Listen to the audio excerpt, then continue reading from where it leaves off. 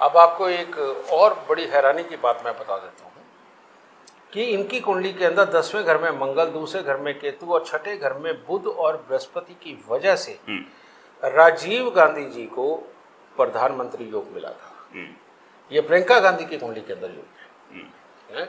लेकिन जब वो पैदा हुई तब शनि की दशा में पैदा हुई तो वो भी अच्छे थे, तो बड़े बुजुर्गों की तरफ से अपने आप उनको वो वाले वहाँ पर सुख मिले। लेकिन अब जो ये मार्च के अंदर इनकी सूर्य की दशा आ गई है, इनकी सूर्य की दशा का टकराव हो गया चंद्रमा के साथ, यानी कि सरकारी घर के साथ, अपनी जुबान के साथ, समझे ना। अब ये जितनी भूखी रहेंगी उतना ही तीखा बोलेंगी और इनका वो तीखापन ही इनका दुश्मन बन जाएगा।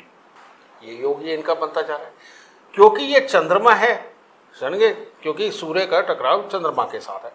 तो मन के अंदर के ये जो उछाल है, कभी नरम कभी गर्म, कभी नरम कभी गर्म, इनको ये बनाते रहेंगे क्योंकि सूर्य गर्म है, चंद्रमा ठंडा है। तो ये नरमी और गर्मी के बीच में फंस के रह जाएंगी। और इसके साथ में होगा क्या, चंद्रमा 5वें स्थान पे हो, आदमी जितना भूखा रहे वो सही जुबान ही नहीं बोल पाता जो सामने वाले को सही लगे। तो ये वाली कमियां और पैदा होगी इनके साथ में, क्योंकि 5वां घर सरकारी घर है, सरकारी स्पोर्ट का घर है।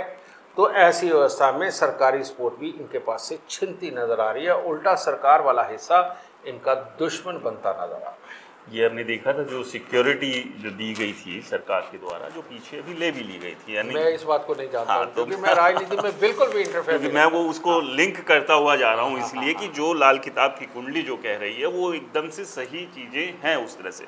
तो फ्यूचर की राजनीति और अभी चुनाव के दौरान जैसे आपने बताया कि वैसे तो हमेशा से माना ही जाता है कि बेटियां जब आती हैं तो घर में खुशियां लेकर आती हैं, और जो आप बता रहे हैं कि प्रियंका गांधी के ही वो योग थे जिनकी वजह से राजीव गांधी प्रधानमंत्री बने।